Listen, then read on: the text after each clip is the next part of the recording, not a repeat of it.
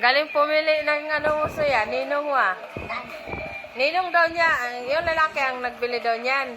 Tapos sa kanya daw yung cake. Kaya sabi daw ng lalaki, yan lang ibibigay mo sa inaanak mo? Cake? Ewan ko, siguro. Kasi parang kakarating lang din nila.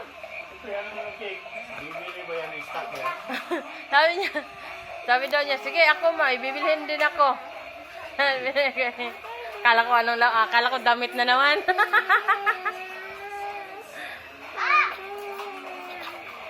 Hindi nga yan gusto niya. Yes! Hiram lang kayo ni Kuya. Hindi naman kailangan hawakan. Yan, kaya nagsayaw. Yan. Ayaw na ako dito. Mahal na inana siguro ba? Oh, ilipan mo mga Vincent. Tindihan mo. Hindi, wag. Picturean mo lang.